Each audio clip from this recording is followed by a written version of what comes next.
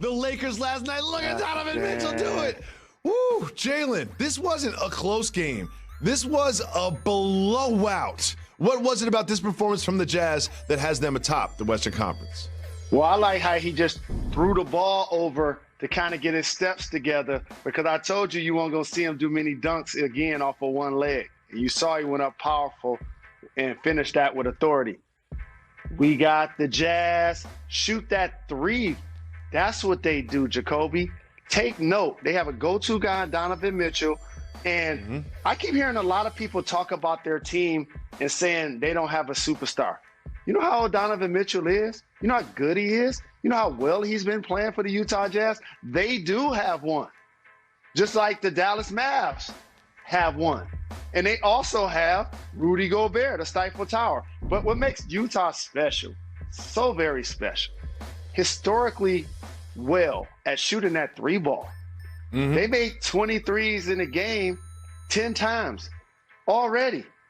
That's the third most in the history of the NBA. Put my guys in fast forward. Put my guys in fast forward. You only get that in Jalen Jacoby. Shout to Mike Conley. Shout to Clarkson. Shout to O'Neal. Shout to Bogdanovich. We got the Jazz. We got the Jazz.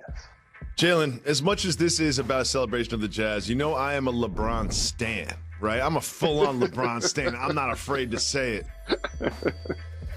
I'm a little worried about LeBron.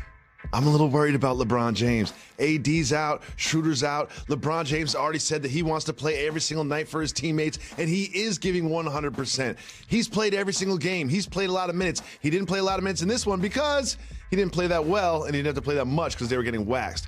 But as we see more of AD in street clothes, and as there is more burden on him with the short offseason, all the minutes he's playing, I'm concerned about the toll that this will take on him, and I want him to reserve something for the playoffs. Is that a fair concern?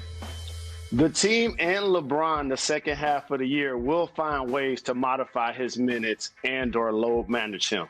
So you as a LeBron stan, you don't have to worry. They're going to make sure he's fresh and ready to go for the playoffs. But here's what you should really be worried about.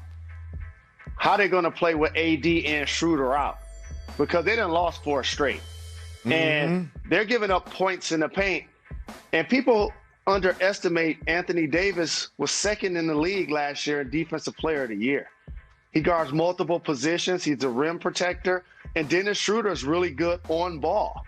And so without having both of those guys, and then on the other end to have both of those guys as creators, oh man, it just exhausts LeBron on both ends of the floor. You see he shot one of those jumpers again that almost gave the logo Jerry West a concussion.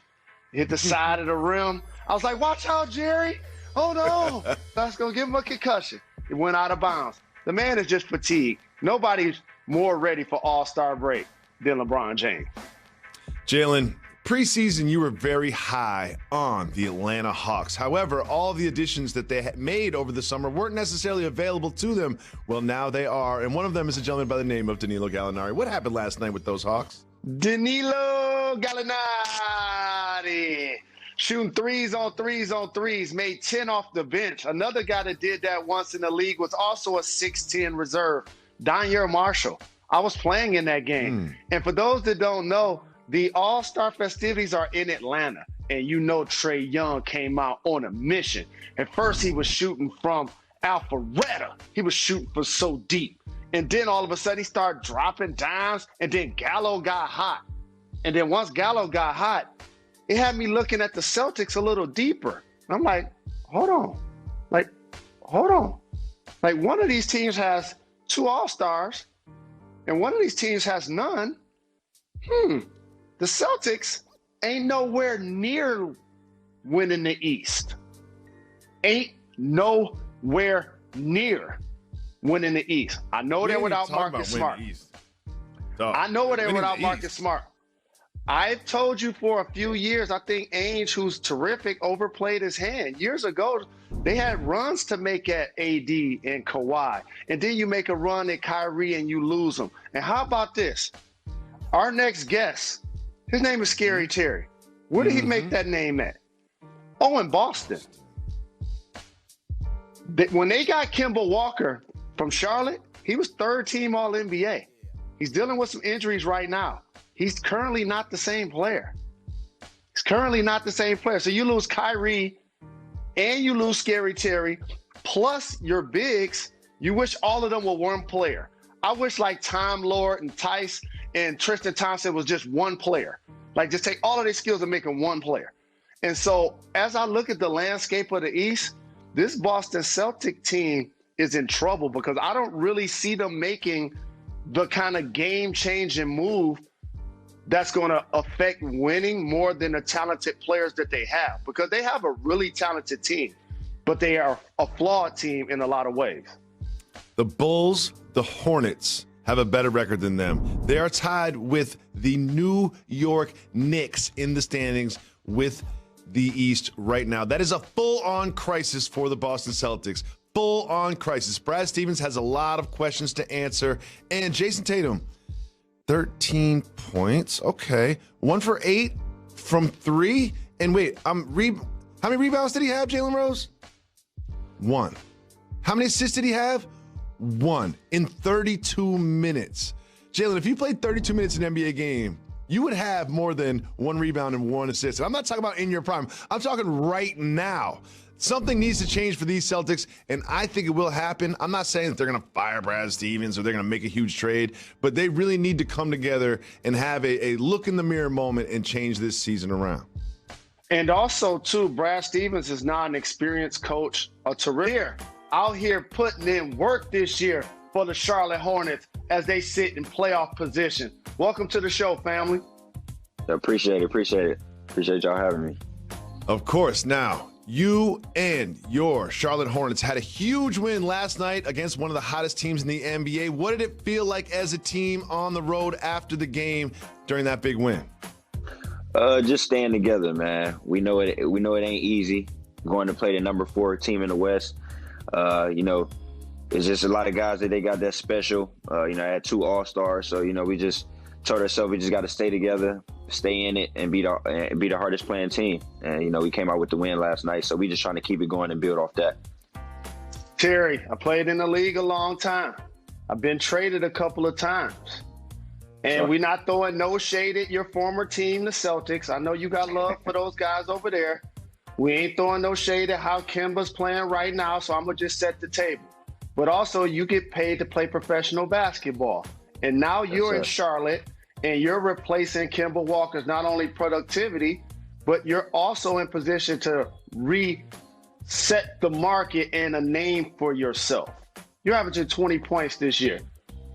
What is it like playing in Charlotte under those circumstances, knowing that you got to put in work because, frankly, you had to leave Boston to go get your bread? The situation is great for me because I could just be myself. I could just play my teammates, my coaches. Like I said all the time, they allow me to be me, night in, night out. And we just having a lot of fun. We got a lot of young guys, and this team. We didn't know what to expect coming in, but we try to build some stuff over the summer. And like I said, I'm just having a lot of fun. I got to be special this year because just my teammates and my coaches, and I just want to keep it going. I'm just excited.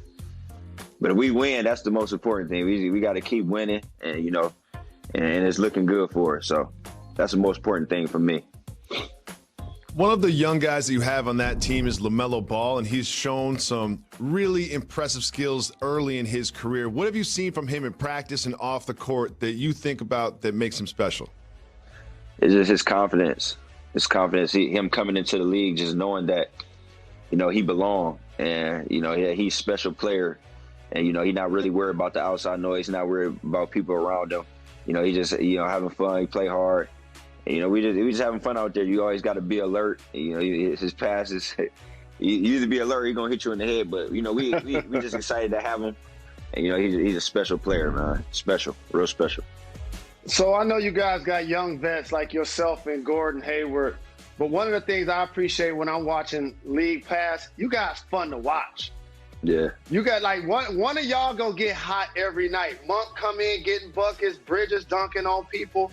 What is it like to be a young upstart team in the league to get a chance to go to a place like Phoenix and get that kind of win in order to give this young group some confidence that y'all could do some special things this season?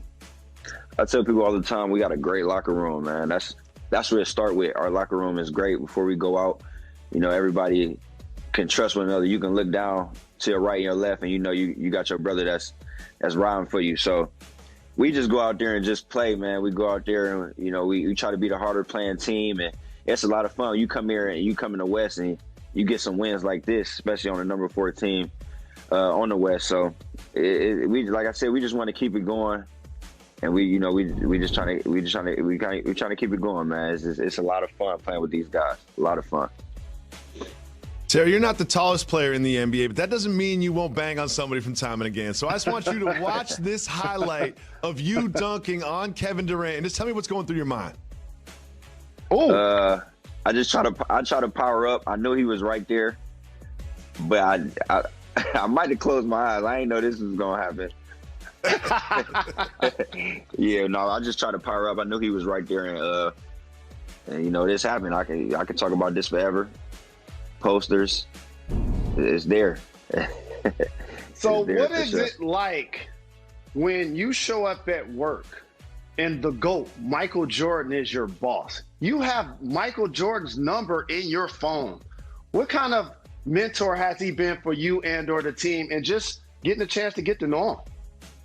Man, it's been great. It's been great. I just remember my first time sitting down with him in Vegas, just at lunch. And, he's just telling me, how he believe in me. When you hearing that from MJ, that's just like, that's different, bro. That's different than anybody else.